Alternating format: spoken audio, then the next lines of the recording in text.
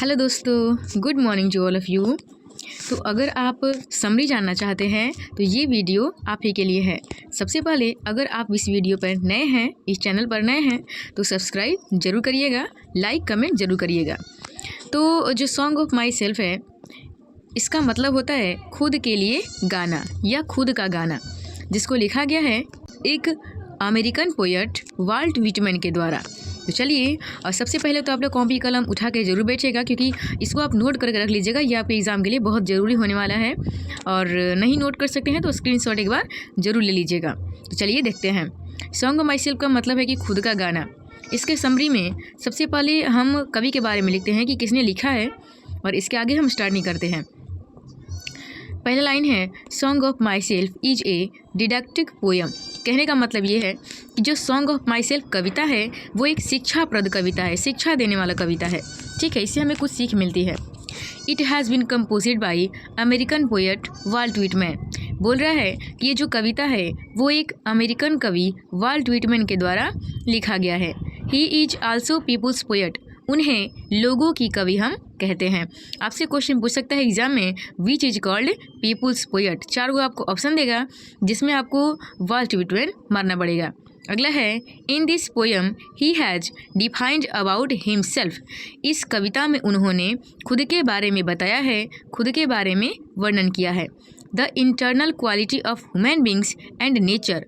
और मनुष्य के आंतरिक क्वालिटी, मनुष्य के आंतरिक गुणों के बारे में, प्रकृति के बारे में, नेचर के बारे में उन्होंने इसमें वर्णन किया है। The poet wants to show similarity among every human being. कहने का मतलब ये है कि जो कवि हैं वो सारे लोगों में समानता दिखलाना चाहते हैं। वो भेदभाव जो भी होता है, कास्ट, कलर, क्रीड को लेकर, जाति, रंग, रूप, भेदभाव को लेकर, ये सब चीज़ों को वो नहीं मानते हैं। उनका मानना है कि सारे लोग एक समान है, क्योंकि सारे लोगों की जो खून है वो एक रंग के होते हैं, सारे लोग एक ही चीज़ से मिलकर बने हैं। इसलिए हमें वो सारे लोगों में समानता दिखाना चाहते हैं कि कोई भी किसी से भिन्न नहीं है, कोई किसी से अलग नहीं है। अगला है, he says that we would not follow any distinction between two men because the soul, blood and body of two human beings have been created equally। देखिए, यही बात आपको हम पहले बता चुके हैं। ही सेज दैट, वो कहना चाहते हैं कि, या वो कहते हैं कि we should not follow any distinction between, हमें किसी भी आदमी के बीच में भेदभाव नहीं करना चाहिए।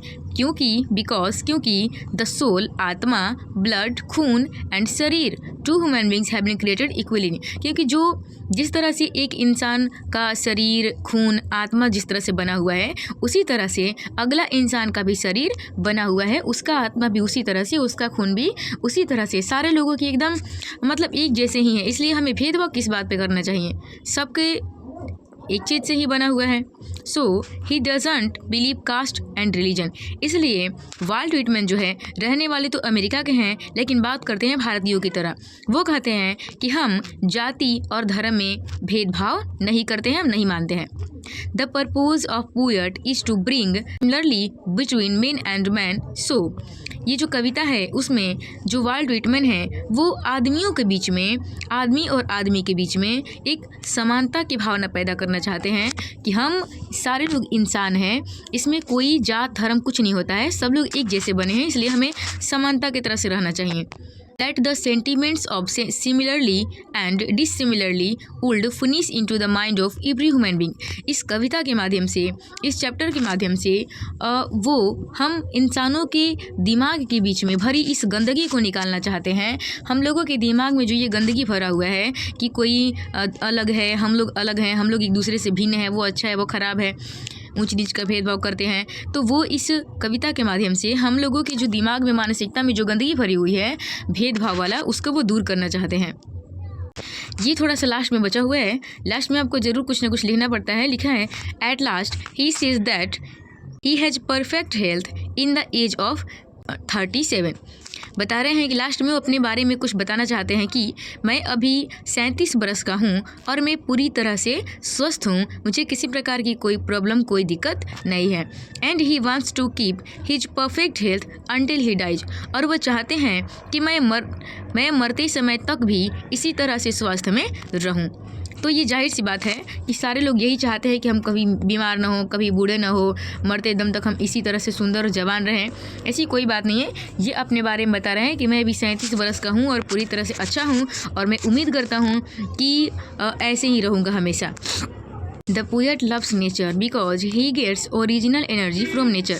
ये जो कवि हैं वाल्ट व्हिटमैन, वो हमारे प्रकृति से बहुत ही प्रेम करते हैं और उनसे काफ़ी वो सीख लेते हैं और इसीलिए हमें भी सिखाना चाहते हैं कि जिस प्रकार से प्रकृति में उग रहे कोई भी पशु पक्षी, कोई भी जो पौधे होते हैं, पेड़ पौधे, वो एक दूसरे से भेदभाव नहीं करते हैं, तो फिर हम क्यों भेदभाव करते हैं?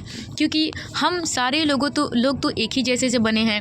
हिंदू हो, मुस्लिम हो, सिख हो, ईसाई हो, सारे लोगों का खून एक ही जैसा होता है, सारे लोगों के चमड़े एक ही जैसे होते हैं। तो इसमें किस चीज़ का भेदभाव? हमें कभी भी भेदभाव नहीं करना चाहिए। तो ये चैप्टर का समरी समाप्त हो गया। मिलते हैं ऐसे ही समरी के साथ, तब तक के लिए बाय, बेस्ट ऑफ लक।